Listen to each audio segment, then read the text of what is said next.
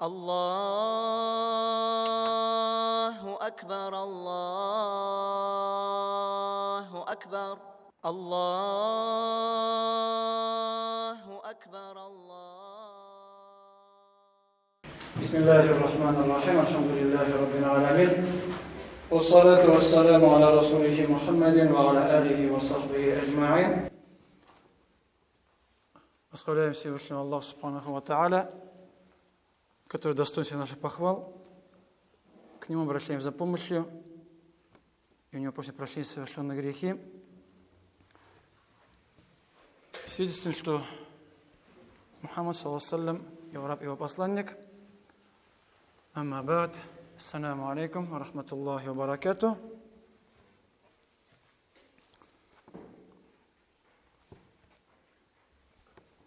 Иншаллах, начнем. Если так будем задерживаться, то когда успеем. Тема, то есть джаназа, она, в принципе, сама по себе не такая длинная, если смотреть на практику. Вместе с теориями это можно там растянуть надолго. И давно уже, лет на 10 назад, я сейчас не помню, когда, здесь вот в этом классе были уроки по джаназа, то есть по воскресеньям, там 5-6 или там сколько недель было. Недель 5 примерно это длилось. Потом в результате у нас список был, там из человек 15, тогда еще их сам же не было в те времена. Список был, и когда вызывали там на дом мыть умершего, там, скажем, мы вот из них там по одному отправляли, там без этих братьев, они по одному, по два, по три раза многие сходили. То есть на практику. Ну и тема джаназа, она и необходимо ее и знать, ее и практиковать, так как это связано с мусульманином. Когда мусульманин умирает, то является нашей обязанностью его, то есть похоронить. То есть его омыть, его завернуть в кафан, совершить ему намаз джаназа и правильно его похоронить. Это наши обязанности. Так как Пророк Мухаммад упоминает, там, права мусульманина, среди них есть то, что именно его проводить, сказано, его похоронить. И поэтому все, что связано с умершим человеком, относится к категории, то есть фарз кифая, обязанность. Наш фарз, но это фарз не является как фарз айн, фарз, который касается каждого человека конкретно, как, например, 5 намазов. Фарз айн, получается, это айн, личность. То есть фарз, касающийся каждого человека по отдельности. Фарз кифая — это у нас фарз коллективный, называется. Фарз коллективный, то есть фарз, скажем, то есть он как бы касается всех. То есть всего коллектива, то есть всего джамаата, всех, кто живет в этом населенном пункте, где умер мусульманин, он не касается кого-то по отдельности лично, а касается так общий фарз, коллективный фарз, потому что то есть мыть покойника все не могут, завернуть кафан все не могут. То есть, понятно, на намаз, конечно, да, то есть там намаз читать, там может собрать много людей, это самое простое, потом хоронить тоже все не смогут люди, поэтому сделать фарзом личностным, каждым по отдельности, было бы, нам бы сложно было бы. А здесь, получается, фарз общий, кто-то пошел, выполнил, с остальных обязанность снимается. Те, кто выполнили, получают награду, те, кто не выполнили, ничего не будет, да? Там, то есть ни греха, ни награды им нет. Поэтому то есть все, там, мыть умершего, его завернуть в кафан, прочитать намаз, там, выкопать могилу, человека похоронить в могилу, все это считается то есть фарзом, обязанностями. И ввиду того, что люди умирают каждый день, поэтому эти фарзы, они не прекращаются. Даже в годы СССР у нас там много чего пропало, так из религии. У нас там намазы, там ураза, так и там чтение Корана, там много что отпало, да, пропало, перестало выполняться, а люди же умирали и все равно хоронили. Конечно, там то, что в ГУССР там какие-то вещи, может, где-то были, именно как вот по советскому режиму были, но все равно в деревнях хранили как мусульмане, как копали могилу там, да, там делали ахат там, да, то есть и намаз читали все там, и мыть старались, где это возможно было. Поэтому эти вещи, они сохранились, поэтому они сохранились плюс тем, что какие-то там появились наслоения, ввиду отсутствия знания, ввиду отсутствия, чтения книг, то люди в это время выполняют то, что они услышали или увидели. То есть у нас беда и проблема в деревнях это то, что когда вот, даже вот там, кто моют умершего человека, кто вот его хоронят, бабайдар или абиляр, да, бабушки, дедушки, из них многие нигде не учились и даже книги не читали, как мыть покойника. Просто там был человек, который был до них уже мыл. Они пошли к нему, вместе с ним ходили, все, что у него было, переняли, и потом дальше передают. Поэтому такая передача такая, практическая передача. Но часто это все практическое, она там немного не сходится с тем, что как должно быть. То есть по хадисам или по книгам, или по масхабу, скажем, да, с этими вещами не сходится. И именно эти вещи, то есть джаназа, она по исламу простое, а что-то менять очень сложно. Так как люди постоянно умирают, постоянно люди хоронят, моют, эти вещи они повторяются часто, и каждый, то есть татарин, он себя считает знатоком, как хранить мертвых. Он, может, мыть не может, да, возможно, некоторые, конечно, и моют даже, да, участвуют, там, помогают. Там кто-то, как называется, там, намаз, конечно, не читает иногда, а вот именно как хранить, как опускать покойников в могилу и так далее, там уже все советуют. Когда ты спускаешься в могилу, там один что-то сделаешь, там сверху 10 человек тебе командуют тобой. То есть ты там внизу, там один что-то там пытаешься сделать, там сверху там 10 человек, еще там 10 человек, там может 10 по-разному, да, может быть, да, часто.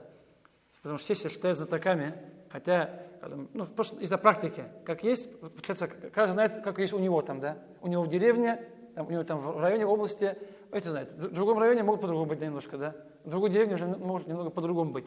Поэтому это поклонение, это ибадат, это не является какой-то традицией, да, людей. Но у татар эта вещь, они превратилась в больше традицию. То есть у татар человека помыть, завернуть кафан, похоронить, это татарская традиция. Это даже не ибадат у них. Потому что татары нужно так похоронять. По-татарски, да? По-мусульмански, по-татарски часто. Поэтому из области поклонения ибадат это превратилось в гадат, называется, да? То есть какая-то традиция, что так нужно. Татар Мадабугаш нужно похоронить, да, так. Урус Булсан, значит, так хороним. Получается вот такой немного уровень. Но с вами, и как сказал, то, что здесь все вопросы, которые такие основные, главные вопросы, здесь у нас как покойника вымыть, а мыть его как его завернуть в кафан, прочитать джаназа намаз и все, что связано с могилой. Вот именно то, что является, то есть практическое действие. И с вами проще, потому что когда вы многих вещей не знаете, которые у нас происходят, да, в деревнях и так далее, когда ты там преподаешь старшим людям, да, если сидели дедушки, бабушки, которые там этих вещей много видели, то там, когда сложнее, там нужно объяснять, что это правильно или неправильно, да, это вещь традиция, это не религия, потому что там все традиции, какие-то там добавочные вещи превратились в такой большой клубок религии. Там половину берешь, останется все просто. А когда человек еще ничего не знает в этом вопросе, никогда там не касался этого, просто с нуля начинается человек, можно сказать, как правильно сразу. А там у людей уже какие-то есть, там уже годами что-то у них там отложилось внутри, что мы видели. Потом сказал, что так неправильно, или так не делать не нужно, это делать не важно совсем, только у них получается немного даже часто шок из-за того, что то есть часть того, что они делали, так старались делать, оказалось, это можно вообще не делать. Эти вещи чаще всего они вызывают затруднения, а не облегчение.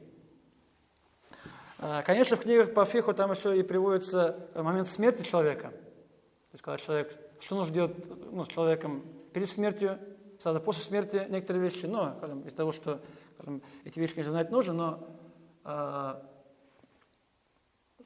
для этого нужно чуть-чуть побольше времени, чтобы там развернуть это все это рассказывать. Нужно было не 2 дня по 2 часа, а нужно было 5 дней, да, по 2 часа, грубо говоря. Поэтому там то, что касается, то есть то, что делать перед смертью человека, какие там действия есть сунны, что приводится в книгах, то, что делать с человеком сразу после смерти, ну, там, сразу после смерти, потому что обычно приводятся вещи, которые, скажем, вещи, которые связаны с тем, чтобы, скажем, покойника привести какой-то вид определенный. Потому что там, скажем, ну, закрыть глаза там приводится в хадисах. Пророк Мухаммад закрывал глаза, сказал, что когда душа уходит, взгляд провожает душу. Когда зашел к Абу Саляме, радиаллаху анху, после смерти, закрыл глаза, сказал, что в Сахих хадисе, что взгляд человек провожает его душу уходящую. Поэтому глаза, оно обычно остается открытыми. Ну, когда глаза открыты, это же некрасиво, да? Человек просто боится, поэтому глаза закрываются. Там человек, там, получается, подбородок подвязывается, потому что если останется, который вот, ну, чтобы не было некрасиво. Все вещи, которые связаны с этим, чтобы там подбородок завязать, чтобы рот был закрытый, глаза закрыть, какие-то там руки, ноги выпрямить, если нужно. У нас татары почему-то ставят руки на грудь, часть привозят. То есть не по швам привозят, да, татары привозят именно вот так. Если человек умирает, ему руки ложат на грудь. Наверное, почти по-христиански получается, не по-мусульмански. У нас же руки по швам должны быть. Поэтому если руки оставишь в каком-то положении, их нужно сразу там, да, в ближайшее время, то есть выпрямить. То есть, ну, настолько возможно, когда мы делаем какой-то такой хороший, благой вид, приводит покойника, чтобы его потом, ну, нам даже самим мыть было удобнее, да, получается. Завернуть кафен было также удобнее, эти вещи. Ну, там приводится также, ну, там то, что покойник закрыть, когда после смерти, потому что человек умирает же, его же, скажем, уже нет души, нет, скажем, кровообращения, то есть тело уже меняется, скажем, уже изменяется, то есть не в красивый вид часто, да, уже как бы становится некрасивый человек, поэтому все это закрывается, и пророк Мухаммад салям закрыли, то есть сообщается людям о смерти человека, чтобы, скажем, и был кто помог, и кто получил награду за вот выполнение всех этих обязанностей. Но обычно сообщают, только я вот один раз слышал, что то есть в Удмуртии в этом Хазрат жаловался, что человек умирает, там родственники, ну, никому не говорят, хоронят сами, почему-то иногда. То есть такой пошел Хазрат, пошла, говорит, там традиция, это не один, не два, это когда поголовно такой идет подряд, там умер там 10 раз, родственников, и все, там никому не говорят, не сообщают совсем. Получается, там и хранить, там могилу копать и так далее, людей мало получается. Ну, там, под джаназа вообще лечение, да, ну, понятно, что там люди, которые намаз не читающие, они, для них намаз как разница, да? Так вот, главное похоронить им, у них же не намаз, у них же главное то, что могилу похоронить по-мусульмански. А намаз был дома, малоразно часто именно это не так важно бывает. Для нас еще намаз важен, поэтому, когда мы ставим, чтобы людей собрать как можно больше, и на намаз, это же где максимально можно собрать людей. Потому что, ну, больше не там, мыть или заварить кафен, там, скажем, людей много не надо. То есть там закапывать, да, хоронить, там тоже там большую толпу людей, там, в принципе, да, там, не поможет, потому что люди будут стоять большинство, да, там, смотреть издалека, там, да, и не поводут даже до лопаты могут не дойти, если людей слишком много. А джаназа намаз, там, может собрать максимально больше много людей, и поэтому же пророк Мухаммад салям джаназа читал не в мечети. У него был специально, там было, то есть джаббана, мусалля для совершения джаназа намаза было. В мечети такая открытое место было, ну, как на улице мы читаем, вот то же самое же получается, потому что в мечеть заходить тоже кому-то, а здесь собирается много людей, и намаз читали именно на улице. Поэтому там даже намаз читать в мечети часто ученые порицают. Там, конечно, случаи были, но это единицы случаи. 99%, там, 9 все было на улице. Какой-то 0,1% из всех умерших в мечети тоже, скажем, не является правилом, только при каком-то исключении. Поэтому сообщаем людям, чтобы как бы, они и знали, чтобы и дуа сделали человеку, чтобы как бы, они, кто сможет, пришли и поучаствовали, то есть выполнили свою обязанность перед умершим, чтобы они получили награду за действие, потому что все, что связано с умершим, это еще и награда, саваб, потому что поклонение для нас, и чтобы помогли там людям, потому что если людей будет мало будет, там же все равно там, копать могилу, может там нести человека, да, там, нужно долго нести, а там где-то близко, где-то на машине, да, и даже бывает там деревня, что идут там дальше всю деревню, или там может кладбище, может идти там километр, да, иногда, там же 5 человек, 10 человек уже они тоже устанут, они дойдут, но устанут, когда людей будет больше, чтобы менялось, это людям будет проще. Все, что есть там, то есть нести там, копать могилу, все, что это касается действий, касается, за это полагается награда. Если человек там, совершил там правильное намерение, что делать ради Аллаха. Ну, вопрос там долгов у нас понятно, известен, да, потому что нужно узнать, есть ли у человека долги, чтобы с ними рассчитаться, найти тех, кто на себя возьмет все долги, потому что вопрос, то есть брать, конечно, деньги легко в долг, отдавать сложнее, тем больше человек умрет, то, если долг останется, то это покойнику самому минус, пока долги не считаются, там, конечно, есть душа подвешена остается, пока долги за нее не считаются. И пророк Мухаммад салям в начале, то есть, в Медине, первый год даже таким людям джаза не читал. То есть приходил на намаз, там, получается, уже мыли, там все делали, его звали уже на намаз, приносили покойника, он подходил, долги есть и есть. Есть деньги давать? Нету, сами читайте намаз. Вот примерно так. То есть Мухаммад салям разворачивался и уходил. Он пророк, потому что здесь, конечно, в его случае это, такой был большой урок для людей. Так как это пророк, его дуа принимается, а джаназа это дуа. Получается, если пророк прочитал джаназа, значит, этот человек может сказать, все, да, алхамдулилля.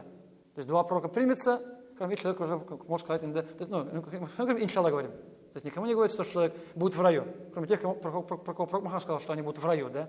А кто не вошел в список, то есть там, кого пророк Мухаммад назвал, там, поименно лично назвал, да, что эти люди будут в раю, только все остальные мы говорим, иншаллах, будет в раю. Но когда пророк Мухаммад прочитал дуа, джаназа, там уже сказал, то есть шансов намного больше.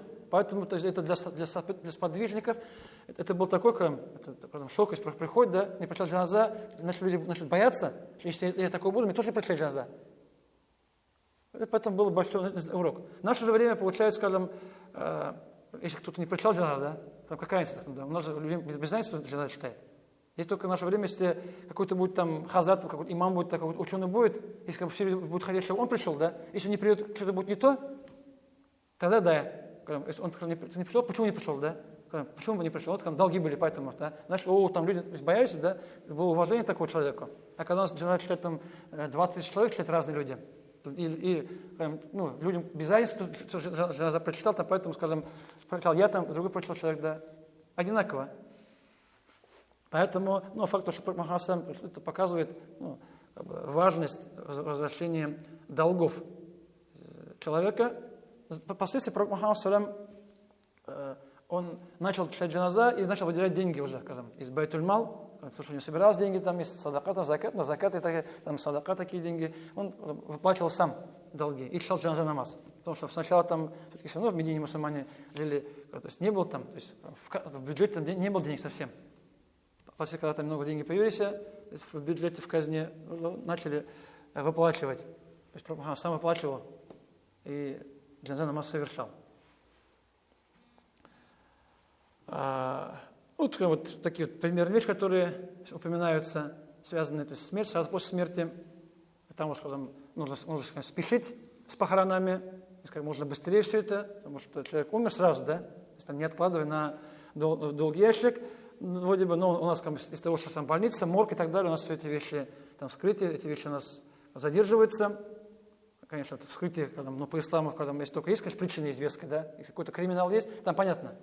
Потому что там, естественно, да, если когда нет криминала, и вскрывают всех подряд, там, и молодых, и старых, даже когда известна болезнь человека, может, конечно, наверное, кроме онкологии, там, да, и какие другие болезни, когда там уж явно известно, могут не трогать, а так у нас же, даже когда дедушек привозят, да, из деревни, там, которые там лет под 80, да, все равно за 80 привозят, чтобы, на вскрытие. У нас, конечно, было такое, попытка была, там, муфтия, там, движение, там, собирать, там, подписи, чтобы это не, пока еще это пока движение еще, не дало результата большого, чтобы там на уровне, там, может, там, администрации, там, президента и так далее, чтобы этот вопрос как-то попытаться решить. Пока еще, были попытки, по крайней мере, были старания отдельных людей, пока еще результат это такого большого не дало, поэтому там, часто, скажем, каждый человек сам, да, то есть там каждая семья сама там пытается там, да, решить вопрос, скажем, чтобы не вскрывали, если могут. Если не могут, там уже из этого задерживается. Потому что человек умер сегодня, забрали в морг, завтра вскрывают, там, да, получается, завтра отдадут нам и так далее. Поэтому получается там день-два, там, если выходные будут, праздники будут, там еще и 3-4 дня может затянуться. Вот этот отметственно сразу умер, похоронили. То есть, раньше, когда не было всего этой системы, да, там врач, участковый, там, да, морг, все это не было, да, документов. Человек умирал, сразу там оповещали, сразу же, там, если было днем, там, ну, даже может, ночью было, да, скажем, потому что раньше ночью хоронить было неудобно. Сейчас там, конечно, можно строить и ночью похороны, но просто у нас не поймут. То есть даже по Абу Ханифе, то есть хоронить ночью не запрещено, там максимум нежелательно, потому что, ну, это неудобно, да. Потому что, если посмотрим лет 100 назад, да, там ночью, когда мыть человека, да, кафе, там, да, собрать людей на намаз, копать могилу и так далее, же, темно, там, да, нет прожекторов, там, ничего нет, да, там факелами и так далее, там, поэтому это неудобно. Днем все есть, да, то есть все, получается, всех можно собрать людей, поэтому днем-то и удобнее, и желательнее. Хотя, когда по исламу, в принципе, в любое время суток можно человека похоронить, это же не запрещено. Ну, поэтому как можно быстрее нужно стараться, то есть не откладывая, не оттягивая, ну, без причины это делать. То есть сразу ночью умер, там утром похоронили, да. И у нас, наверное, из-за того, что все-таки, ну, там погодные условия там, и так далее, там, то, что ночью хоронить у нас было не принято вообще, то есть и неудобно было, у нас покойник ночевал дома, часто, так ведь? Часто покойник ночевал дома, и у нас в Татарском начали покойника охранять, так, там, да, то есть посиделки покойника, скажем, как такого вошло, как традиция вошла в традицию, хотя, конечно, часто традиция приводит, наверное,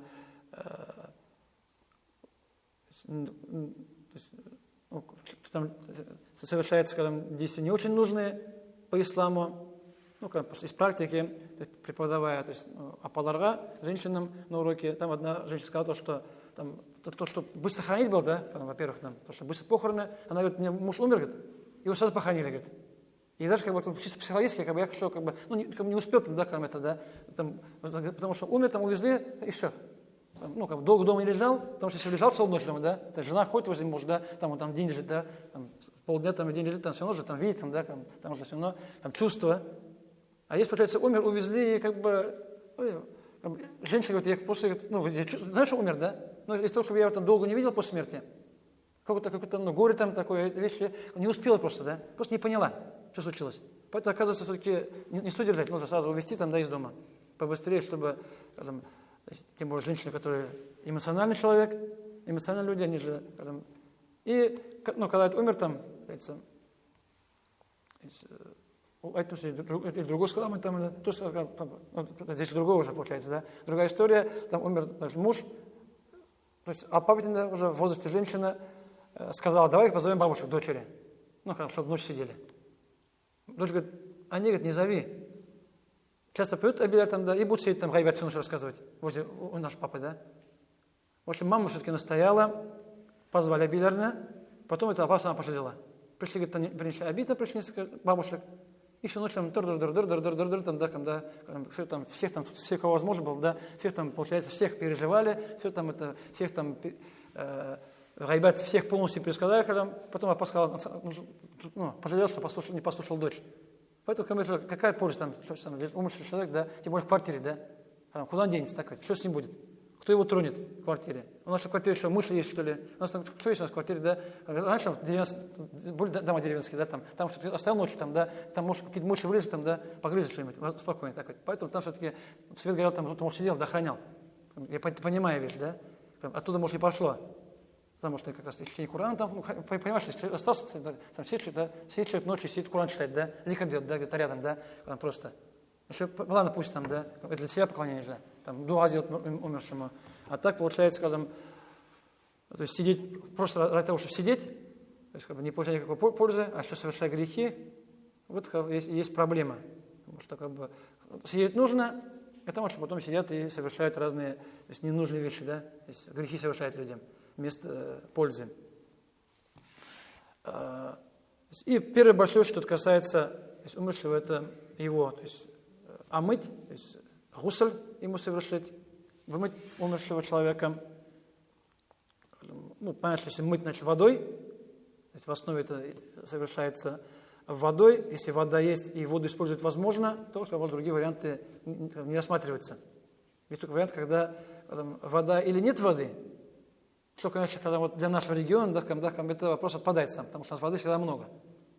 Что в Татарстане, в России, там, ну, в наших вот именно краях, да, чтобы не найти воду или не было воды, сказать, когда это нужно, наверное, мудриться. Поэтому у нас как бы покойники, которых нельзя мыть. То есть покойники, которых по тем или иным причинам мы мыть не сможем, да. То есть нельзя водой. Потому что может кто-то обгорел, там, да, может кто-то может опухший покойник там лежал долго, да, будешь лить водой на него, да, будешь мыть там, будет распадаться тело и так далее. Поэтому, скажем, если мыть можно водой, моем водой.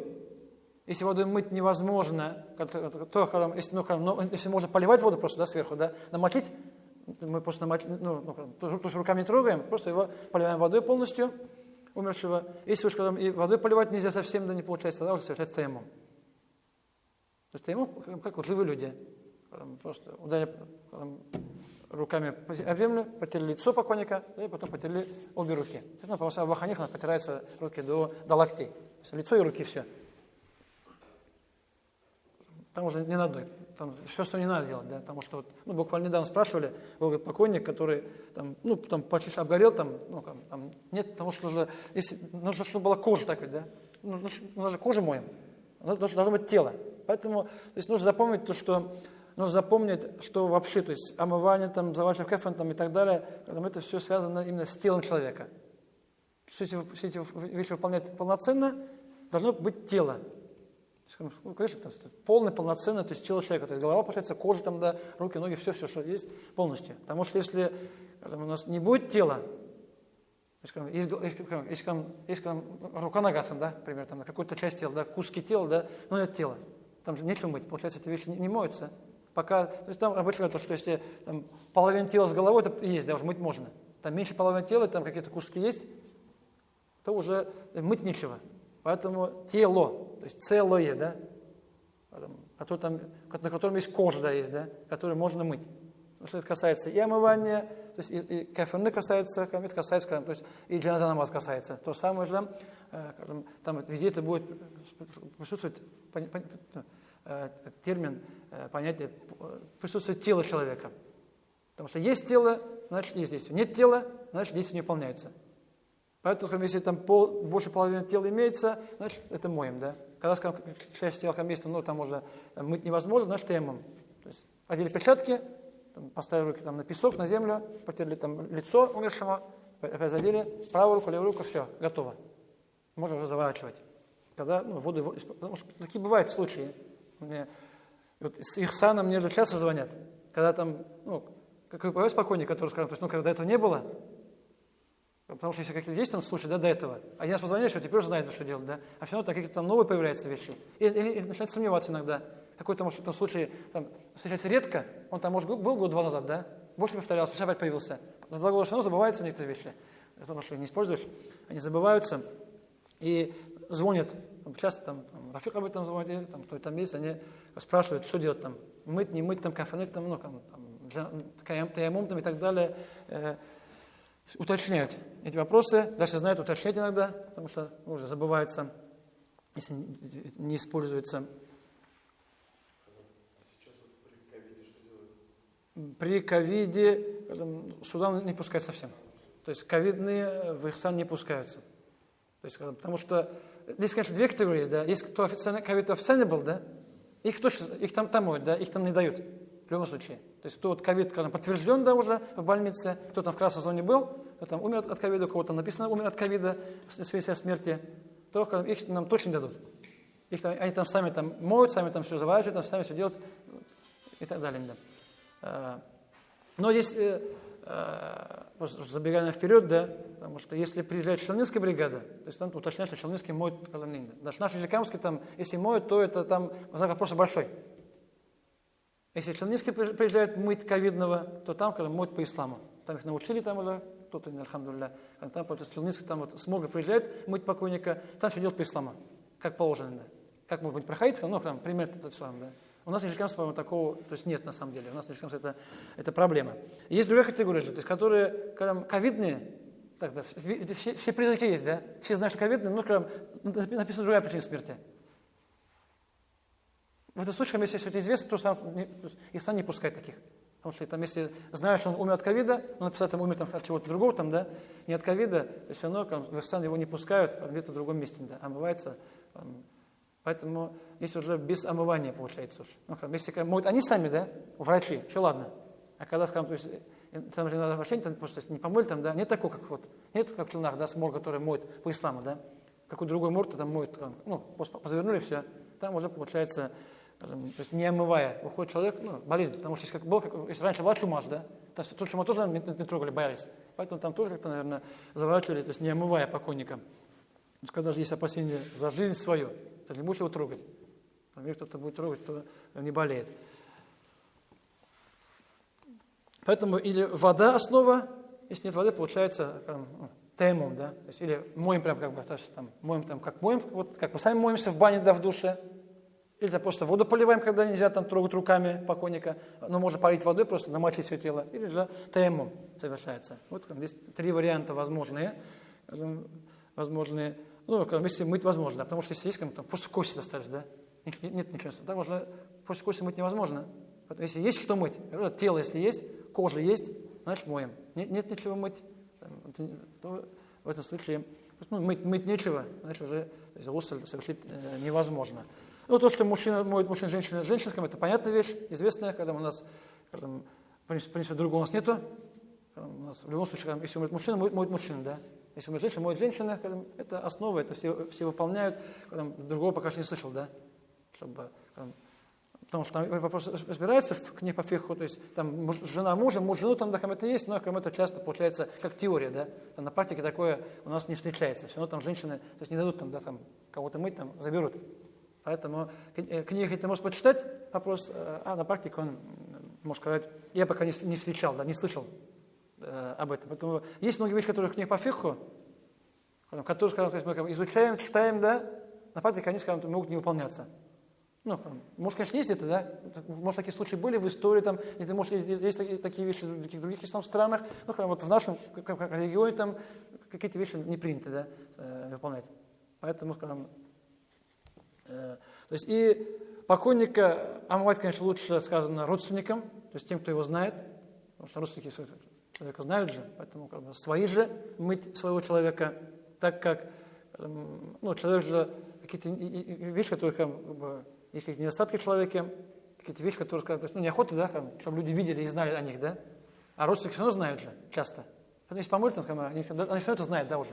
Если придет другой человек, да, что-то увидит, на который там люди скрывают всю жизнь, да, он может, он, конечно, может рассказать просто, да, распространять ненужные вещи. Поэтому, конечно, лучше всего родственники, чтобы мыли умершего.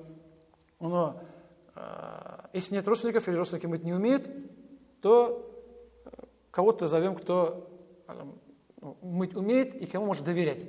Потому что там приводится в хадисах, то есть человек, которому есть доверие. Потому что все-таки это же поклонение. Если первое, что доверие, что он умеет мыть, правильно моет, как положено. Второе, то, что если что-то увидит, нехорошее, он все это не расскажет, да. Увидел там, да, по-моему, вышел, забыл. Поэтому там говорят, что что-то плохое видел, так как недостатки видел, то не рассказывает. Хорошее говорит, можно, даже некоторые ученые говорят, что даже хорошего лучше не говорить. Может, захочешь человек, да, когда бывает, что умер, да, мусульманин, да, он улыбается на какие-то вещи есть, да, хорошие признаки смерти. Даже такие вещи никто не запрещает, потому что люди могут обмануться, да, люди могут неправильно это растолковать иногда. Но даже хорошие вещи, да, говорят, лучше не рассказывать, да, всем людям, потому что там потом человек как святым может сделать, да. Там просто люди могут человек делать, там умер, улыбался, знаешь, какой-то святой, да. Поэтому потом его могила может превратиться в какой-то объект поклонения, возможно, когда-нибудь. Поэтому здесь тоже есть такая опасность. Поэтому зашел, все, что не увидел, забудь, да. Что там, увидел там, помол умершего, он же голый лежит, так обычно, мы же моим голым, значит, все там его тело видно, там какие-то там изъяны, там, все было там, да, возможно, вещи. Поэтому ты кому есть доверие, исходя из того, что если мусульманин скроет недостаток мусульманина, если не важно, живого или мертвого, то Аллах скроет его недостаток в судный день. Поэтому сегодня недостаток мусульманина, тем более умершего, который не может себя защитить, не может там одеться и так далее, что там даже, степень повыше, чем живой человек, да, который может скрывать, да, свои недостатки. Поэтому есть хадисы частные, есть хадисы общие, то есть о скрывании недостатков. Ну, у нас часто, ну, у мужчин не бывает, но у женщин такое бывает, то, что в деревнях убирает бабушка, женщина, приезжает с языком, там ее дочь, там место бабушку не пускают. То есть дочь, которая там входит в мечеть, в платке, даже прошел уроки там, да, моет покойников, там, когда деревенские бабушки не пускают дочь мыть свою мать родную. Такие случаи, ну, рассказывали. Обычно это, что там мафия, да, там, да. Потому что джаназа такая вещь, да, там, она же, то есть джаназа, скажем, ну, как такая маленькая власть, да, над людьми. Потому что человек может, все к нему, да, то есть человек умирает, идет к тебе, да. Потом человек там чувствует власть, там, ну, еще есть еще деньги, да. Другая сторона еще имеется финансовая сторона, потому что обычно все равно деньги дают. То есть, там, ну, татары такие щедрые, да, они все равно деньги дадут. Даже скажешь, не надо, все равно дадут, да. Там, когда скажешь, не надо, тебе все равно куда-то в карман засунут, да, синь курмеган, да. Все равно найдут способ, как тебе до тебя деньги довести, потому что, ну, они так приняты, да, уже, так уже, там, конгасенген, да, так впиталось у татар, что за это нужно деньги давать. Хотя, конечно, это не говорю, что плохая вещь, да, деньги давать, не говорю, что вещь запрещенная, но факт то, что могут не пустить родственника, поэтому если тут лучше пойти самому, да, то есть самим родственникам пойти, и все это, потому что ему выполнять это все не так и сложно, на самом деле, выполнять. То есть, и если речь зашла об деньгах, об оплате, в принципе, ученые не запрещают брать деньги за омывание покойника. Хотя это, конечно, поклонение, оно делается ради Аллаха, и лучше делать его, то есть, ну, бесплатно, безвозмездно, то есть полагаясь только, ну, надеясь только на награду, но если то есть, там деньги дают или там деньги назначаются, да, сумма назначается омывание, в принципе, ничего страшного. То есть, исходя из Масама Абу Ханифы, но там делится, есть два варианта. Первый вариант, если вот, на населенном пункте есть, ну, тех, кто этим занимается и знают людей много, то есть, когда у человека есть выбор, да, кого позвать, в этом случае, скажем, деньги брать дозволено, без проблем. Потому что это фарз кифая. За фарз кифая, получается, когда, если деньги поставить так, поставить, а какую-то сумму поставить, да, и так далее, это все дозволено. Но если на всю деревню есть только один человек, который мыть умеет, и больше никого нету совсем, он единственный, в этом случае превращается в него фарз айн. То есть мыть покой превращается как бы обязанностью личной его. А за фарз айн деньги же брать нельзя.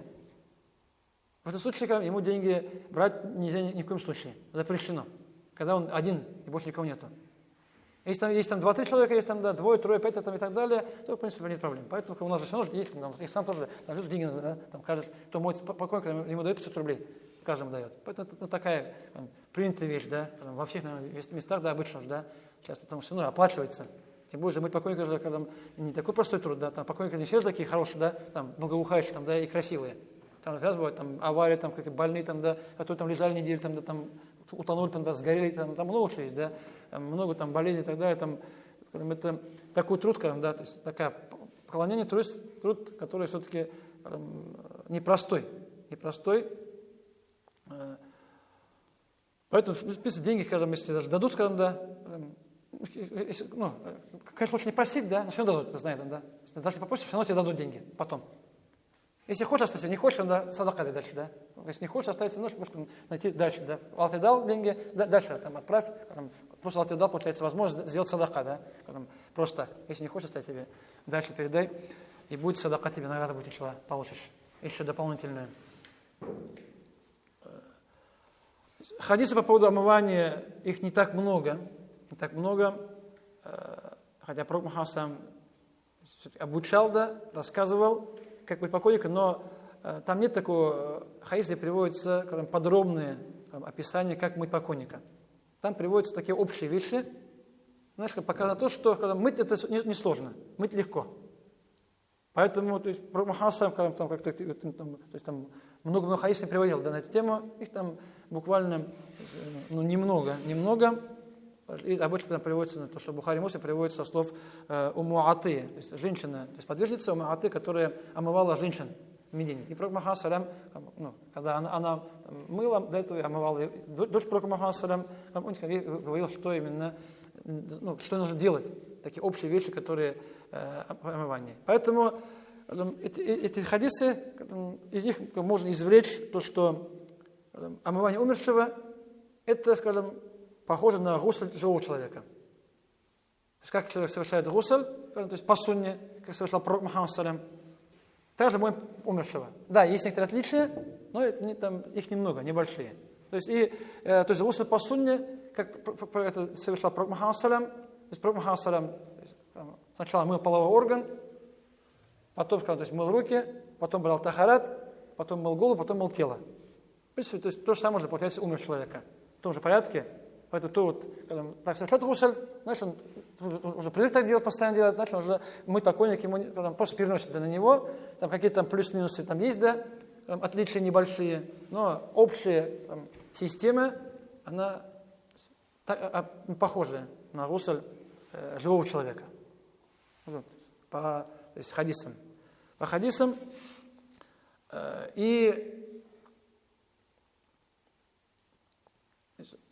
человек, который моем, мы же моем человека голым, то есть нужно его раздеть, человека, но здесь, конечно, раздеть, в смысле, не то, что совсем голод сделать, да, потому что у нас есть вопрос, есть аурат, есть места, которые открывать, показывать, смотреть запрещено исламом, поэтому если лежит, да, покойник, там, не знаю, какие-то майка, какой-то трико там закрывает, там, да, может, там уже, ну, конечно, после морга там голову приезжает туда больше, да, после морга, после вскрытия там уже без ничего приезжает. Если дома, то умер человек, он не попал в больницу, там можно какие-то ездим, да, там какие-то одежды на нем, все равно имеются, все, что на нем, нужно снять нужно, и прежде чем снять, получается, нужна тряпка, то есть нужен кусок материала, который закрывает аурат. Ну, от пупка до колен. От пупка до колен, аурат. Эту часть мы закрываем, то есть так, чтобы был материал, который был, скажем, вот это его, скажем, длина, чтобы был широкий, потому что из-за часть тоже аурат, если будем, когда будем поворачивать, да, чтобы можно закрыть было, то есть до конца, да, чтобы он закрывал, получается, вот так полностью, да, то есть если при поворачивании на какую-то букву ложить, чтобы полностью все закрывало тело, чтобы, получается, от начала раздевания и до, скажем, заворачивания в кефен, мы от пупка до колена не увидели эту часть, не совсем. Потому что это вопрос аурата. И этот вопрос, он у нас сейчас это актуально, потому что до сих пор в многих деревнях моют покойников голышом. Поэтому аурат нету совсем. То есть заходишь там, можно зайти там, мой покойника, а он там лежит, там, да, там все это наружу, да, все видно, ничего не скрыто. То есть вопрос того, что, просто объяснение такое простое. Скажем, простое, на примере, когда то есть бабай, да, то есть тесть умер в Ульяновске, и позвали там бабай одного на помощь, да. То есть я, получается, еще одного человека, да, который умеет мыть покойника, чтобы проще было. Там приехал бабай, а может там с женой с вечера там все, кафе там все приготовили, там шили, там, чтобы материал сюда приготовили, да, начали там, бабай был после морга, поэтому, скажем, был без одежды, в принципе, да, потому что там накрыт там материалом, поэтому, скажем, когда я начал там снимать, я заклал материал, это бабай говорит, что это зачем, говорит, вы не говорит. То есть человек, который моет умерших, от мечети, получается, официально, когда начал закрывать аурат, вопрос, это зачем это нужно? Я говорю, аурат же. Они говорят, мужик, я мужик, так и да, мы же оба мужики. Значит, получается, можно открывать. Вот просто такая, то, что, мужик, я мужик, значит, зачем закрывать-то? Здесь нет женщин, так ведь, да? Поэтому, ничего постыдного, ничего страшного. Вот просто такая, то, что, я женщина, она женщина, да, я мужик, мужчина, он мужчина, значит, можно все открывать. То есть, такое у нас, скажем, понятие людей осталось, это у нас же годы СССР же, когда пропал, да, понятие аурат, да, потому что, в принципе, там общий бай, там, да, там, хоть городских, хоть деревенских, там, хоть общее купание, там, да, голышом и так дальше, это вещь, не знаете, да, уж проходили так много вещей, да. Поэтому вопрос аурата, он еще до революции начал появляться уже. То есть это я думал, что такое СССР, а потом, читая дореволюционные журналы, там нашел статью, что там один там хазрат, имам, он жалуется, что это какой-то там 14-12 года, журнал 1900, жалуется, что там появились татары, говорит, мусульмане, которые ходят в общие бани русские, говорит, а там все моются голышом. Это уже, получается, лет 100 с лишним, да, уже, еще до революции, там уже, татары начали ходить, да, поэтому там уже появилось, после года СССР, уже, когда религия пропала, это уже развилось, да, сейчас возвращается потихоньку, да, но это возвращается сложно. Поэтому аурат вопрос такой, очень важный, очень серьезный, Поэтому в деревнях это может там даже какую-то может там проблему, потому что люди могут просто не привыкли, могут не понять, что оказывается так нужно выполнять, что так необходимо оказывается. Поэтому при раздевании закрываем, да, потом снимаем, закрываем аурат, и потом какие-то вещи там снимаем, да, вот, чтобы их не видно было, потому что аурат же и показывать нельзя, и смотреть нельзя. То есть живой человек не может открывать ни перед кем, да, почти там, кроме жены, там, да, может, врача, да, иногда, да, и досмотреть на чужие. Потому что смотреть там, на область мужчины от пупка до колен, это будет грех для мужчины. А мертвый человек же он же не может закрыть, да? Если он живой, может закрыть, да? Живой может закрыться, да, чтобы не видно было. А мертвый же он же, нет души, он не может себя закрыть никак. Поэтому здесь тем более нужно. Это вопрос второй, потому что мы этот вопрос на него, скажем, давили, и даже когда Ихсан открывался, мы есть вот в этом классе, там, в том классе, там же у нас, получается, 7 дней, там, да, там каждый день 2 бригады, мужская, женская, там по 3 человека, там, получается, там 40 человек с лишним, там, по 10, 3 человека мужчин, 3 женщин, да, вторые там другие уже, все другие, там, получается, каждый, раз в неделю выходит у них, то есть раз в неделю выходит смена, выходит, мужская, женская смены, и мы их там всех, опять собрали, получается, там вот такие вот там, несколько, там, 4-5 недель там все эти уроки проходили опять, учили там на аурат там делался упор опять-таки в свое время там довольно сильно, да. Но потом все равно, баба есть баба часто, они, как привыкли, так и делают. Он на уроке тебя кивает головой, на экзамене пишет, что нужно закрывать, потом приходит и не закрывает. Это вещь, бывают такие.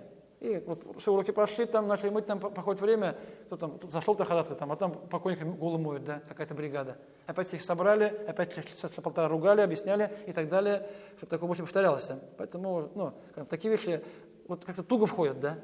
Конечно, может, молодые быстрее входят, да, люди, которые постарше, да, бабайлар, для них это, они привыкли жить голые, да, есть как нужно закрывать, не сразу перестраивается у них там в голове, да, тем более вещи религиозные. Поэтому закрываем аурат, то есть спокойно лежит, когда на специальном месте, да, который его омывают, то есть мы его положили, то есть аурат закрыли полностью, чтобы материал был такой, скажем, и по размерам подходящий, и чтобы материал был плотный. То есть цвет не важно какой, потому что там какая цвет, главное, чтобы был плотный, так как, у меня практика была, можно сказать, наверное, один из самых первых, да, здесь, скажем, один брат был нижнекамский, умер дедушка, там позвали бабаев, и меня позвал. Давай, тут приди, говорит, там, да, там 2 бабая, икс ульдин, оба умерли, как-то вместе ходили.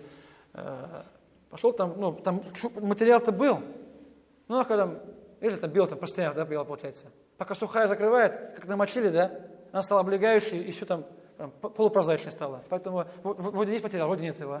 Получается, вроде есть материал, да, но мокрый и прозрачный стал, да, получается, и формы там, и цвет, и все стало видно. Как будто одинаково, бар-юг. И нет, да. Поэтому, как говорится, какой-то материал нужно, большой, чтобы хватало его по размерам.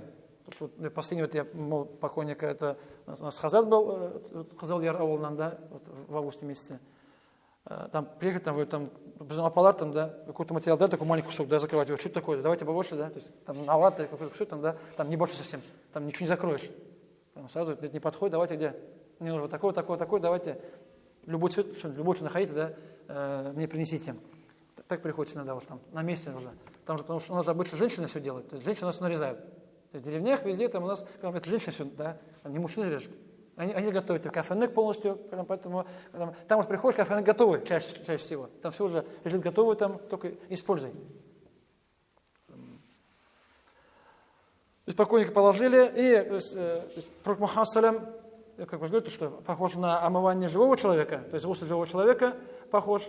И Пророк Мухаммад салям, в хадисе там он упоминал количество раз, когда мыли его душу, сказал, что мойте ее там 3, 5, там, 7 раз, если нужно будет. То есть упоминается количество, то есть нечетное обычно приводится, то есть, начинается от 3, это желательное, потому что и один может быть, то есть один раз это минимальный, да, чтобы намочить все тело.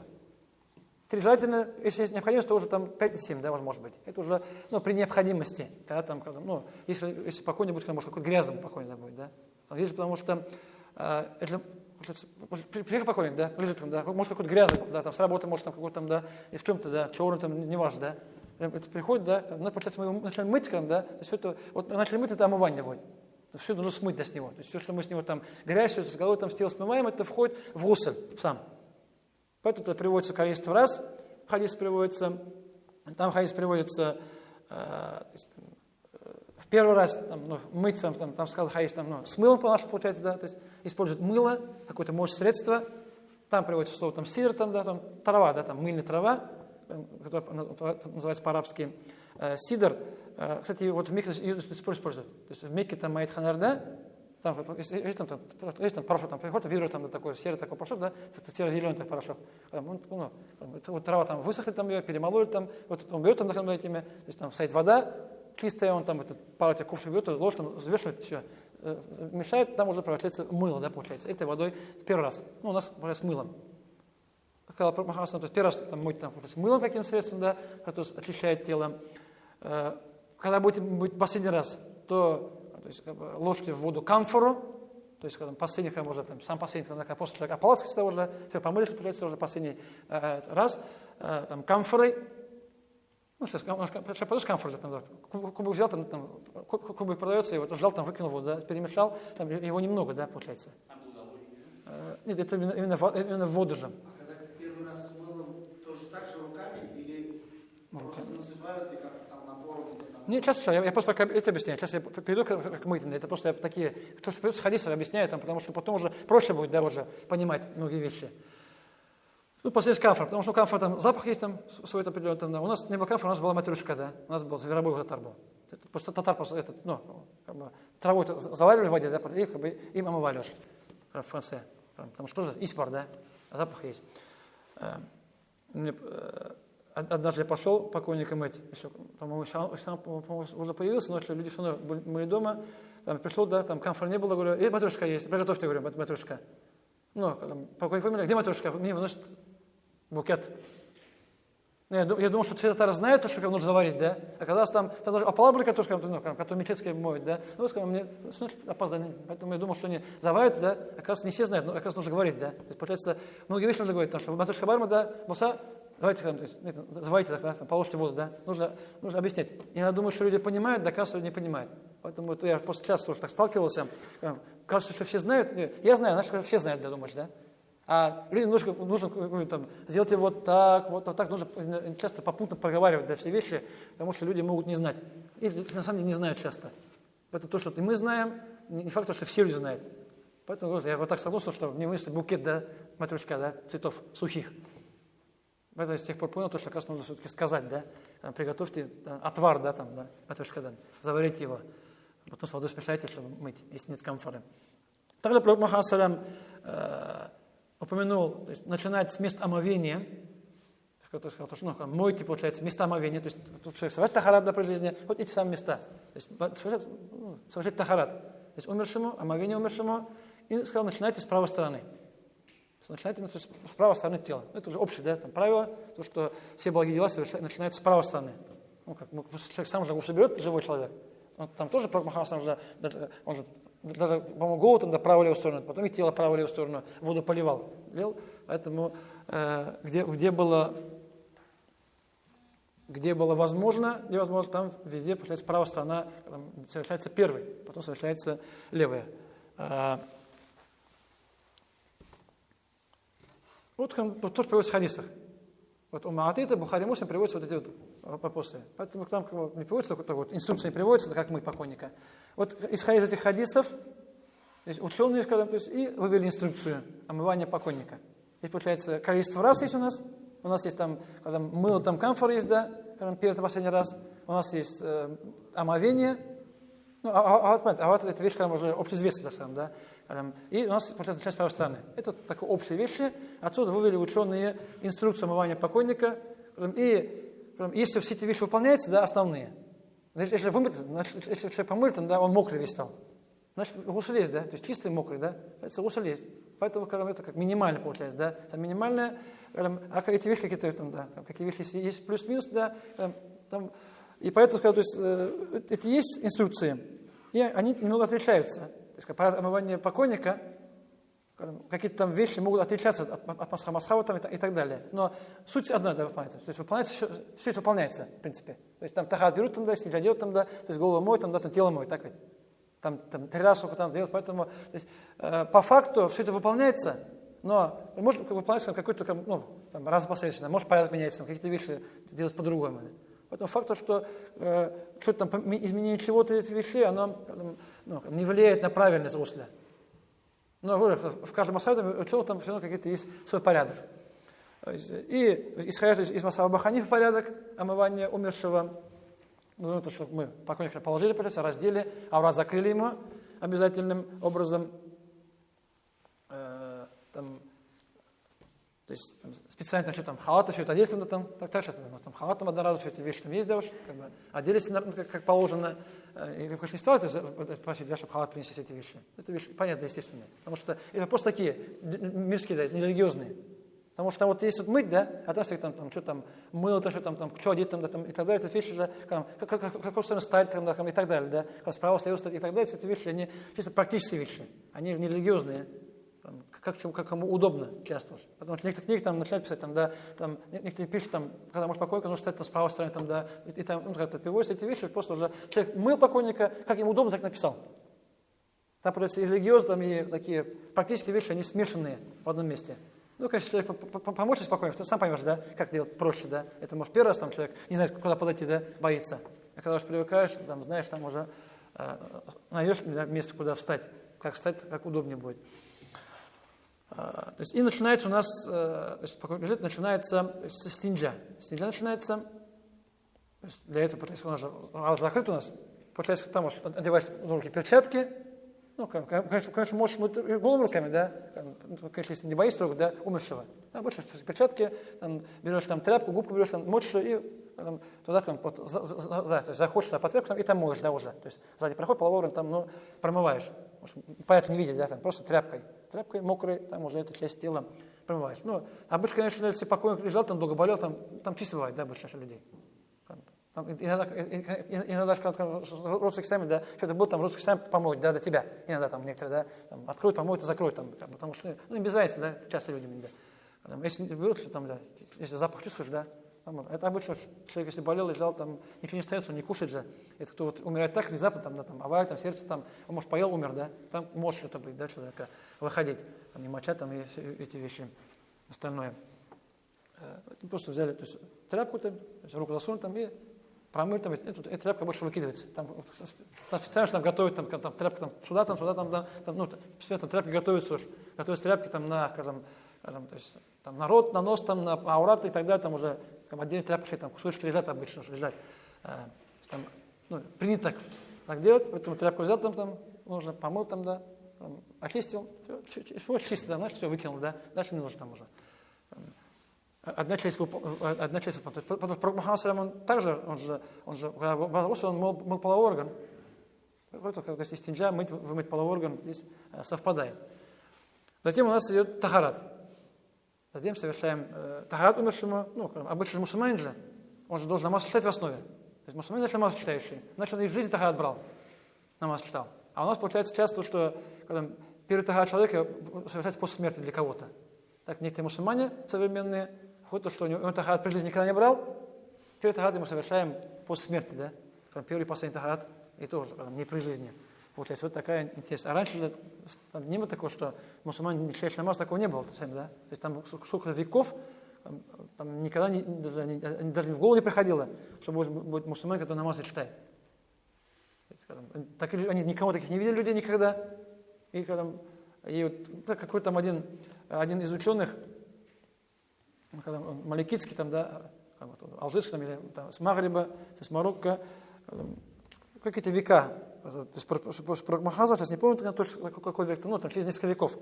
Он, когда шах делал там на книгу намаз, там вопрос, не читаешь намаз, то мусульманин или кафир есть, да, спор есть между учеными, то есть тот, кто намаз, признает, что фарс, но не читает, кто он, то есть мусульманин, не мусульманин. Он как объяснил, потом приводит. Это вопрос теоретический, говорит. Это вопрос, который есть только в книгах и все. То есть в то время, да? Он говорит, что вопрос только в книгах имеется, а больше нигде не имеется, говорит, потому что мы, говорит, в наше время, говорит, пока что никогда не видели ни одного мусульманина, не читаешь намаз. Для них этот вопрос был теорией. Для нас этот вопрос стал практическим, да, на самом деле. У них этот вопрос был чисто теоретический вопрос был в те времена. Поэтому берем тахарат такой же, как и наш с вами тахарат полностью, но здесь, скажем, есть есть некоторые разногласия есть по поводу то есть рта и носа. То есть рот и нос, потому что живой человек мы берем воду в рот, да, и выплевываем, да, и потом нос втягиваем. Но не сможем мы лучше налить воду в рот и нос, да? Потом как его туда выливать?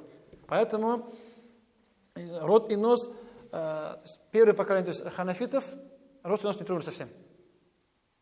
Там, когда может, руки там сразу там, да, и потом сразу лицо. То есть, рот и нос вообще даже губы там или нос не касались совсем. Они оставались сухими. Потому что живой человек воду в рот и нос берет, потом выплевывает, высмаркивается, а мертвый так невозможно. Если налишь в рот или в нос, да, потом как ее оттуда поводить эту воду? Поэтому, то есть более ранние ханафиты, они рот и нос совсем не трогали. Сразу получается, руки помыли, да, потом переходим, то есть лицо, так это, 2 руки там, голову там и ноги мыть. Более поздние ханафиты, они начали протирать, то есть рот и нос, сколько это возможно. Получается, там, губы, и получается, вот нос, вот здесь берешь тряпочку, да, вот снаружи берешь, здесь, да, то есть рот вот здесь, губы там, да, вот сколько вот открывается, да, там, вот, нужно мочить, поэтому там специально готовят 6 тряпочек, да, маленьких, 3 для рта, да, и 3 для носа, вот готовы там, для мочить тряпочки, да, там, взял, там, намочил, да, получается, выкидываешь, да, и тряпочки. Так стало принято, это более поздние ханафиты, так принято, поэтому здесь, в принципе, если рот и нос не тронешь совсем, да, будет правильно, как у нас принято сделать, что тоже будет правильно. Ну, у нас обычно принято рот и нос просто намочить извне, да, то есть снаружи, ну, насколько это возможно. Так принято, поэтому, скажем, у нас там специальные тряпочки уже готовы лежат для этого дела. То есть, а все остальное, то есть, получается, если мы руки, там, потом рот, нос намочили, потом лицо, потом обе руки до локтей, протерли ему голову, даже, конечно, голову там некоторые ученые, то есть, не включать иногда, и ноги моем сразу. Здесь уже, то есть ноги моют сразу, потому что живой человек, он может ноги помыть не сразу, потом после. А мертвый же никуда не идет, он никуда не наступает, а вода просто утекает у него, поэтому ноги моют сразу. То есть полный тахат совершается умершему, ну как мы сами совершаем. Если вопрос задают, а можно ли, если тахат будет совершать 2 человека, то есть 2 моющих, потому что здесь покой, когда здесь получается, когда здесь другой человек стоит, да, здесь человек лежит, да, покойник. Потому что когда там рука, да, когда если кого-то туда там мыть, там, да, может удобно. Когда, получается, если вот я здесь мою руку правую, потом тут человек моет другую, да, правую руку, да, то есть левую руку. Я помыл правую руку, потом левую, там, да, потом опять правую руку я мою. То есть 2 человека бывает тахарат, не проблема. Если 2 человека будут, ну, просто по очереди, по порядку делать, да, не один человек. Потому что, ну, даже когда живой человек, да, даже живой человек, например, когда человек лежит, да, болеет, не может когда ходить, да, кто-то ему моет, да, тахат совершает возле него. Там же нет условия, чтобы один человек, да, все мыл ему. Там, может, 2 человека, один правый, потом левый, там, да, и так по очереди моет же. Он же вымыли же. Это живой человек просто сам делает, да, больше так, да. Это мы сами, когда можем, мы сами делаем полностью. Поэтому, исходя из того, что человек привыкает, что он делает сам всегда, сам лично, поэтому, когда человек умирает, то думает, что тоже один человек должен делать тахат ему. Так, ну, такое вот сравнение получается. Такая привычка, которая потом переходит и на умер человека. А так, даже так удобнее будет, да. Так будет удобнее, если 2 человека берут по порядку, да, каждый моет в свою сторону. То есть и удобнее, и быстрее. Факт, главное, чтобы тахат был совершен, как полагается. Все, если сделали, то есть тахат совершили умершему, затем переходим на голову. То есть нужно вымыть ему голову, там, ну, скажем, вымыть голову 3 раза. Здесь то же самое, получается, когда маец там намочил там, шампунь, там, намыл там голову, смыл, вот, а потом 2-3 раза так делаешь. На первый раз, если необходим шампунь, или же использование мыла шампуня, это не является фарзом же. Потому что, ну, умершие бывают разные. Потому что, когда может человек, помылся в бане, вышел и умер, да? Он чистый же. А может человек, который там где-то лежал там, да, грязный. Поэтому, когда кто там чистый, там может просто водой полить. Обычный, потому что там видно, что чистый, да? Там мыло, шампунь использовать, в принципе, можно, но нет необходимости. А человек, если видит, что грязный лежит там, да, то есть не мыто какое-то время лежал, да, то в этом случае лучше всего помыть голову ему, то есть, ну, или мылом, или шампунем смыть. Ну, здесь голову имеется в виду, что такие волосы, да. Всегда у нас то есть, вопрос, то есть, когда приводится то есть, протирать голову там, да, или мыть голову, да, то есть, в тахате протираем голову, да, и все-таки это имеется в виду волосы, да, чаще. Ну, потому что по-арабски говорится расун, а рас, получается, голова, да, переводится. Хотя здесь имеется в виду именно, то есть, верхняя часть головы. Лицо же побольше, да, а получается, осталось только вот то, что осталось часть. Если не входит, значит, все остальное. Поэтому голова, это имеется в виду помыть волосы, то есть верхняя часть головы. Так вроде переводить нужно, но переводится всегда голова, да. То есть помыли, то есть ему, ну, волосы помыли ему голову трижды, потом переходим на тело. А если вот когда переходим на тело, то есть Масхаб Абу Ханифы, сказано то, что вместо того, что сказано, начиная с правой стороны, то есть правую сторону ставят повыше, чем левую. Здесь сказано, что такой же на спине лежит обычно. Хорошо, нужно повернуть и положить, то есть на левый бок, чтобы правый бок был наверх. То есть покойник поднимаем, ложим на левый бок полностью, ну, может какой-то градусом, это не важно, да, уже, да. Факт, что правая сторона тела у него, правый бок у него находится выше. Здесь когда поднимаем, это нужно, чтобы она там закрывала и заднюю часть, да, тела, чтобы не открывалась полностью. Поэтому должна быть все-таки широкая, да, длинная, закрывающая. И потом уже получается, когда вот мы для первого раза готовы, то есть нужно все тело намочить и потом уже намылить. Это первый раз, то есть намочили, намыли, смыли. Это, можно сказать, считается первым разом. То есть, вот, когда на левом боку, то есть нужно вымыть все тело. Потому что не думают, что нужно вымыть только правую сторону, да? Тогда, если мы только правую сторону, то и так может быть для человека, да? Просто чуть приподнимая. Приподнимать, получается, правая сторона сверху будет, она должна первой намочиться. Но в то же время нужно помыть полностью все тело. То есть поливаем с правой стороны сверху, вода должна стекать до левой стороны. Получается, моем, то есть все рука, получается, то есть весь живот полностью, вся спина там и обе ноги полностью. Чтобы покойник, лежа на левом боку, был весь мокрый. Ну, обычно мы уже первый раз положили там все его, полили, все его полностью намылили целиком, потом все это смыли. Это считается первым разом. Затем покойника уже поворачиваем на правый бок, то есть вниз, левым боком вверх, уже для второго раза. Здесь второй раз уже просто можно водой. Потому что если покойник уже стал чистый, когда мы помыли его мылом, там уже чистый, то можно просто там, чистой водой, да, там, еще раз полить полностью целиком, потому что может где-то не смылось, да, какие части там же мыло использовали, там она может остаться не смыться до конца. Второй раз уже просто чистой водой полностью его, то есть поливаем, чтобы вода попала на все части тела. Есть, потому что, когда мы говорим мыть 3 раза, хоть в тахарате, хоть в гусле, хоть здесь, да, это имеется в виду, чтобы все 3 раза вода попала на все части тела. То есть, пример, когда мы берем тахарат сами, да, мы берем тахарат сами, видишь, надо мыть 3 раза желательно. Поэтому, если я мою руку, надо, чтобы у меня в руках, когда я насунул руку в воду, то есть, чтобы от кончик пальцев до вот локтя, я один раз намочил все полностью, не оставил ни одного сухого места, это раз. Потом второй раз то же самое, это 2, да, потом 3 раза. Получается, чтобы все 3 раза, чтобы я намочил полностью целиком, если я один раз намочил, остался вот так, здесь мокрый сухой остался, да, потом, когда я второй раз намочил полностью, у меня 1 раз здесь, да, не 2, мне 1 раз, потому что 1 раз у меня осталась сухая часть тела. Поэтому и в тахарате, и в гусле, и здесь то же самое одинаково. Чтобы было 1, это надо, чтобы было мокрое все, полностью. 2, это, получается, опять все тело опять намочить нужно полностью. То, что не надо говорить, что я 1 смыл, да, уже, да, то есть 1 раз намочил, хватает, да, зачем 2 раз и так далее. Поэтому 2 раз это все полностью. Лицо можно, да, 3 раза моем, да, то есть раз помыли все, если вот так помочь, это 3 раза, да, это будет 1 раз будет, не 3 раза. Поэтому вот это тоже такой важный момент, который, может, иногда люди внимание обращают на это, то, что каждый раз это полное охватывание водой омываемого участка. Если у нас, получается, мертвый, значит, все тело. То есть повернули на правый бок, то есть вода поливаем с левого бока, получается, и вот полностью вода попала, то есть вот вся рука, получается, весь получается, вот, есть грудь, только живот вот до низа, то есть вся спина, получается, сначала там левая нога, потом правая нога полностью, да. Ну, так, конечно, материал есть, да, то есть материал, конечно, если вода проникает обычно, значит, там поливаем пообильнее, да, там, и там, может, растираем этим, да, там, тряпку растираем, чтобы вода попадала, там, где материал, закрывающий аурат. Аурат, это у нас 2 раза стал, да. То есть на левое положили, помыли все тело 1 раз, даже с мылом, 2 раз, получается, если нет необходимости, то моем просто чистой водой его поливаем чистой водой умершего человека. После этого ложим покойника на спину и приподнимаем туловище.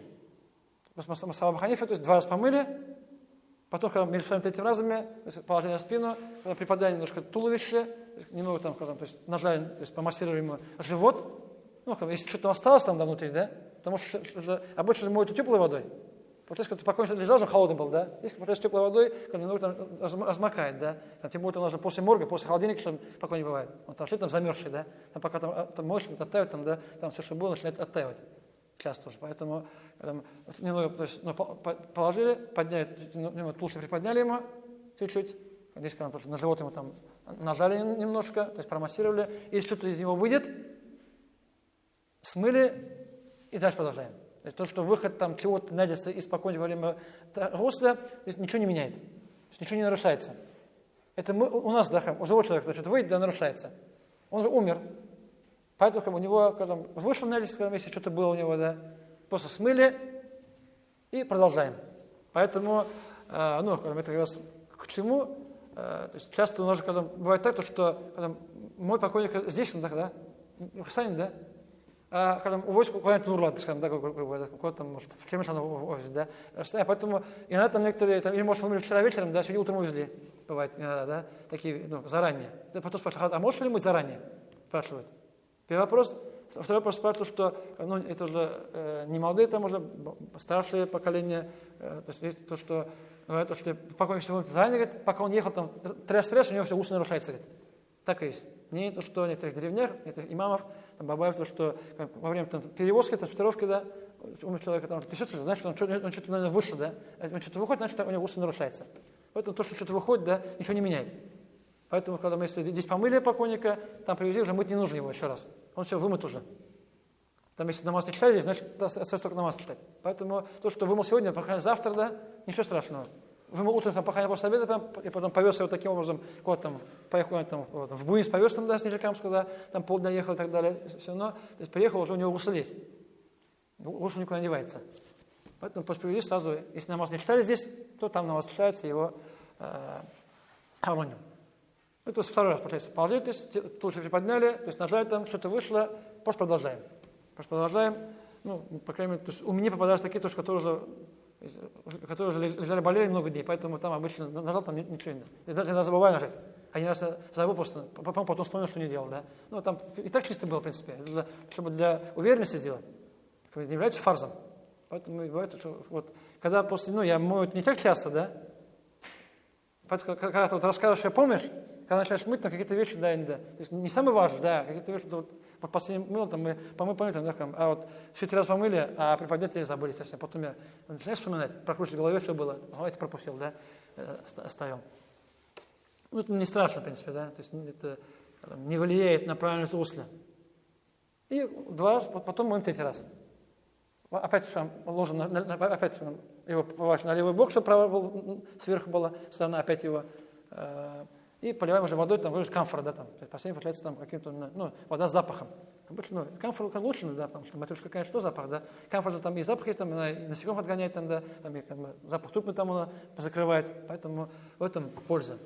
Человек все равно умирает, у него запах меняется, а есть камфора, как раз все это, запах камфоры перебивает все это. Положили, чистая вода с камфорой, если есть нет камфоры, получается опять просто чистой водой.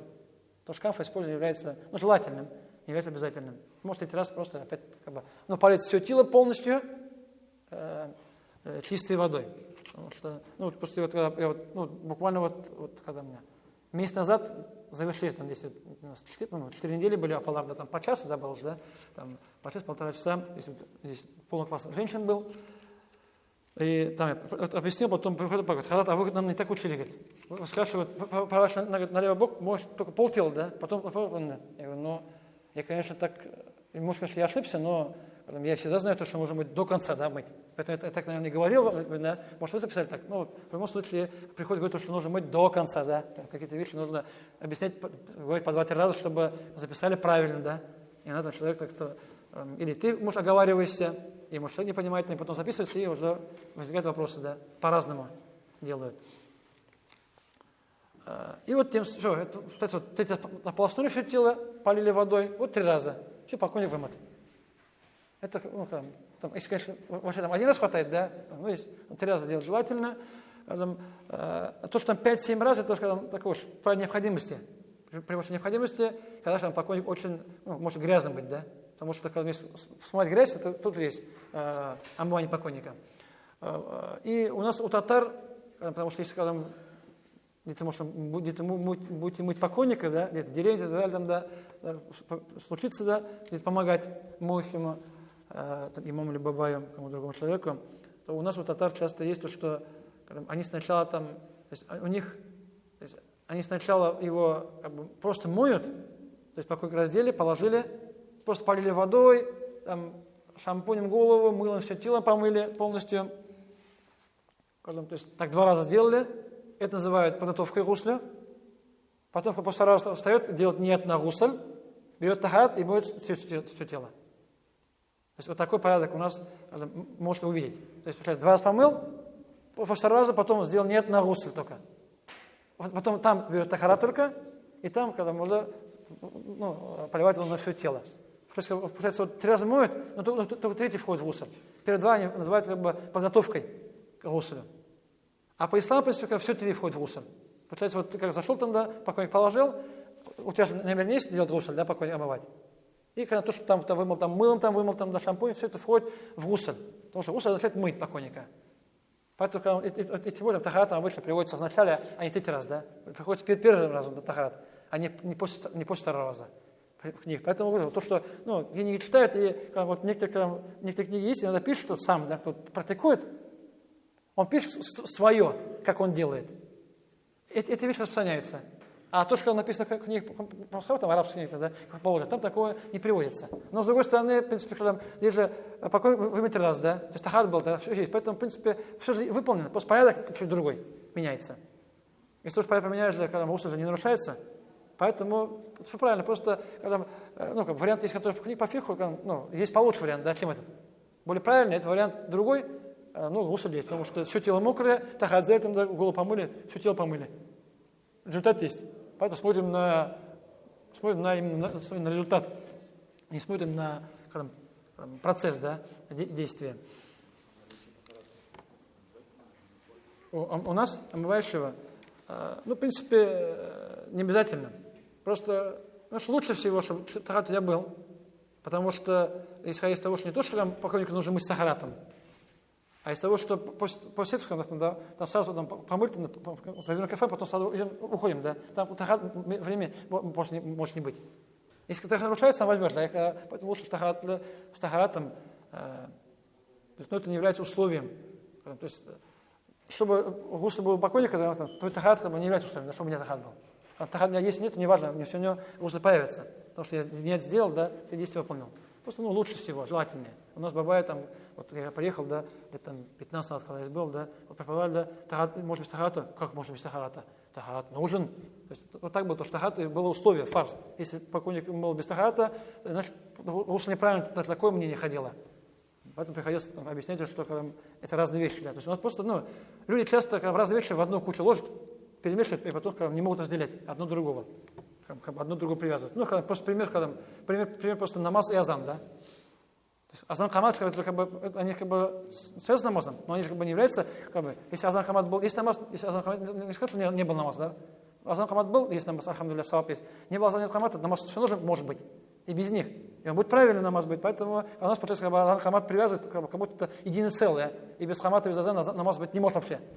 Есть вот то, что получается, тахарат моющего покойника, как будто получается как условие, чтобы потом появился гусуль у покойника, да. Если будет тахарат есть, у него гусуль появится. Не было тахарата, у него гусуль не появится, да. Такого же неправильно связано ни одного с другим происходит у людей часто уж в вопросах фикха. Получается, сначала на левую бок ложит? Да, то есть, ну, вот так же получается. То есть, если на спине же, да, потому что правый бок наверху же, да, вот так, да, получается. Правый бок наверху. Если помыли, потом, получается, мы ложим его на правый бок, да. Вот так, в левую сторону. И потом положили на спину, подняли тело, там еще, если что было смыли, потом опять ложим на левый бок, чтобы правый был сверху. Это вот порядок, который приводится в книге Мусаба Абу Ханифы. В других массажах может быть чуть по-другому быть, да, но это все там мой 3 раза тогда, берет тахара, там все делает то же самое. Просто, может, там, может вот так мыть, да, 3 раза, просто жить на спине, да, право, потом лево могут мыть, да, то есть право помыли, потом лево помыли 1 раз. То есть вот так не поворачивать, могут просто на спине чуть-чуть делать, да. Поэтому, почти что то же самое, да, вот чуть-чуть там просто этими движениями, может, по-другому немножко. А суть одна и та же получается. Просто говорю, что как бы, у нас же все-таки бабая часто приближенных ханафи моют, да. Поэтому, как бы, если будешь по-другому делать, там, чтобы не было там каких-то непонимания не было там, что бабать неправильно можешь, да, покойника. Таких слов не было совсем. Нужно как бы знать, да, как у нас моется. Потому что, там, как бы, инструкция. Это все покойно помыли. То, что там говорят, что там, 5-7 раз, это уже, если при необходимости. У нас обычно 3 раза ограничивается. Там, больше 3 у нас, наверное, все-таки не моется. Насколько я знаю, если очень грязно будет, там, да, там, если за 3 раза не получается, да, тогда будешь 5 раз отмывать. 5 раз будешь отмывать тело его от того, что грязь есть на его теле. Его теле, это все покойника мы, то есть, вымыли, получается, потом его обычно там вытирают, да, то есть, вытирают насухо, потому что потом кафенек не был мокрым после этого. То есть, по Абу Ханифе, покойника ногти, волосы, там, бороду, подмышки, ничего там не бреем, не трогаем, не режем. То есть ногти как умер, так остается. То есть как умер, все, что было, хоронится. То есть ему волосы не укорачиваем, бороду не бреем, усы там не бреем, то есть ногти не режем. То есть подмышками еще хуже там, да, то есть на лобковой кости, там, то есть обычно в деревнях, баба приходит там и все тело там, да, и там храпша полностью там, да, это аврат же, он же не имеет права это видеть. У нас вот такое, что там все там, да, то есть приходит бабай, когда мы эти волосы, там мы очищаем, да. Даже вот там, где аурат, да, где полуорган, там сверху все это бреют. Это же аурат, там, это нельзя показывать никому. Поэтому еще как бы, неправильное действие. Поэтому все, как было на теле, все остается, да. То есть все волосы, все, что там, ногти, любой там длины и так далее, так есть, так и остаются. То есть не надо там, как бы, это же не считается, потому что это украшение, да. То есть украшение касается живых. А он умер, да, ему косолания теперь не нужна. Поэтому, когда украшение только для живых, мертвым это не нужно. Поэтому это касается вот омывания, это будет касаться могил, да, сверху. Вот одинаковое положение, то есть красота. Красота, когда умершего, ему же не нужна, да. И умерший то же самое, то есть красота могил, да, то есть ему не нужна. То есть умершему без разницы, какой цвет там у него камень, какие-то цветы и так далее. Это ему, потому что это нужно живым людям. Поэтому верх могилы это касается нас, живых. Это, получается, место соревнований живых людей, у кого могила красивее и круче. Мертвому, ему без разницы. Он или в раю, или наказание, или у него там, или наслаждение. Ему там, что наверху, это уже ему не касается. Кроме одного случая, если человек что-то там сказал, сделать то, что неправильно, да, тогда можно будет наказать за это. То, что он сам оставил завещание и сделает завещание, которое противоречит исламу, тогда как ему тоже это попадает за это, уже в могиле. И когда он ничего не сказал, там сделали излишнее, то, получается, уже отвечают те, кто сделали уже, да. Живые люди отвечают. Поэтому красота касается нас, живых, украшений. Мертвых это не касается. Поэтому сказано, что ничего не трогается. Также у нас, то есть, может быть, вопросы, которые, то, что если у человека, при омывании, там какие-то есть, может, раны есть, там, да, какие-то трубочки, да, там, какие-то, может, там, где-то, есть, там, может, там, налез, там, да, там, или там кровь, там, такие вещи, они, то есть, текут, не прекращаясь, потому что если у нас там после, там, больше болел, там, да, какие-то, может, раны там есть, какие-то там, после аварии есть, да, после вскрытия есть, там, да, эти, да, швы там, они, может, там, кровь может выходить, там, у кого-то, может, мало, у кого-то много, да, по-разному. Поэтому, когда у нас же, чтобы кафенек потом был чистый нужно было, то есть, нужно все сделать, чтобы потом кафенек стал, то есть чистым, чтобы потом на кафенек не попали, да, когда все эти вещи. Я просто один раз столкнулся, что помыли покойника, там потом там было такое пятно, там, да, кровь, кровь, что некрасиво, да, просто. То есть снаружи смотришь, да, там кафенек, такое пятно, там, неприятно просто, да, некрасиво. Поэтому здесь разрешается использовать, скажем, и вату при необходимости, где там в уши, там в нос, там, да, сзади проход и так далее, там, если, там, моешь, там, да, все смоешь, а все там течет, там, да, там все помыть 3 раза, там все еще течет, не прекращается, там, и там не видно, когда прекращается, поэтому там уж используется, там, рот, нос, там, уши, там, и так далее, просто закрыть, да, чтобы это не вытекало. когда скажем, какие-то раны, там, да, у нас бывает, там, может, там пласты какие-то, может, да, там изоленты, ну, скотч, там какие-то вещи, да, раны, там, чтобы не текло кровь, да, там, вату ставить, да, там, как-то закрепляешь, чтобы там не выходило, да, наружу. Поэтому там смотришь, да, потому что покойники разные бывают, так ведь, бывают разные, значит, как бы, сделать так, чтобы если что-то выходит, да, не прекращает выходить, там, вату, что там, бинт, что там, скотч, ну, не важно, да, закрыть, чтобы это потом кафельник был чистым, чтобы на кафельник все это не попало впоследствии. У нас, конечно, не знаю, это потрясающе, не вошло до конца. Есть же пеленки, да, для больных. Поэтому там можно, конечно, пеленку оставить, там, да, когда если вот, в каких-то местах, да, пеленки поставить, потому что она себя впитывает. А вот, скажем, когда в Мекке после были, там Аид Ханада, там вообще ставят вату, да. Там вот под голову, под зад, там ставят такой, там, вот такой там толстый там, кусок ваты ставят. Потому что закрывается, да, там точно, да, там хоть что-то выйдет, такой слой ваты, потому что пеленка стоит, там на кафе ничего не попадет. Это нужно течь очень сильно, чтобы попало, да. Это оберегание кафельных дна от попадания на него на листа, его чистота. Это тоже, смотрим на состояние покойника, и там сразу принимаем решение, да, что делать, да, там быстренько, там, до того, как завернули человека кафельника. Это, в принципе, вот есть омывание. Омывание покойника, ничего сложного, да, в принципе. Просто, главное, что нужно не путать, где право, где лево, да, у покойника. Потому что покойник жертва, да, то есть человек смотрит на свое право, да, у него может стать наоборот, да, там, получается, там левое право покажет, право, лево, поэтому нужно смотреть на право, лево покойника, не наше. Нужно помнить, да, то есть правая сторона его, левая сторона его, да, начинать. Мыть там руки, там, ноги там, и так далее, да. Потому что там человек может перепутать, да, потому что станешь с другой стороны, да, смотришь, моя правая рука, там у него левая рука, да, и начнет быть левую ему вместо правой. Поэтому нужно там сориентироваться, посмотреть, понять, что как, чтобы не перепутать. Конечно, перепутать, конечно, нет греха, да, даже живой человек, если я буду брать тахат, да, по-моему, левую, потом правую руку, да, мне тахат правильный, просто я, суну не сделал. А тахат не влияет, но все равно лучше делать все, как можно лучше, идеально делать, стараться. Вот то, что касается омывания. Там, вода, то есть там, вода, только одно условие есть, чтобы вода была чистая. И есть условие, чтобы вода была чистая. Но пригодна для тахата гусля, обычно. Получается, какого водой человек сам может мыться, да, значит, какой можно мыть покойника. Какой-то сам использует для гусля, без проблем. Такого же, получается, может использовать покойник. Потому что у нас и температура воды, это все это все там человек смотрит, да. Теплый, там, холодный, прохладный и так далее, это все это не столь важно. Главное, чтобы вода была чистая. Потому что у татар там, вода, чтобы там была не вчерашняя, там, какой-то там, чтобы вода там с реки, там, с колодцем и так далее, там, если в реке там, берут воду по течению, не по течению, там есть целый ритуал, есть, связанный с водой. В деревнях, да. Ну, сейчас, конечно, кран, да, сейчас проще, да, раньше, когда не было кранов, там, да, там, вот так бывает, если вода вчерашняя нельзя, нужно, сегодняшнего нужно, там, если кипятил нельзя, нужно, вода не кипяченая, и так далее, там, да. Там куча всяких, да, вещей, которые, осложняют, да. Ну, поэтому условие, вода должна быть чистая. Какая? Вчера, сегодня кипяченая, какая разница, да? Если я тахат могу брать, да, сам, значит, я могу гусу брать покойнику. Бытте, вопрос закрыт.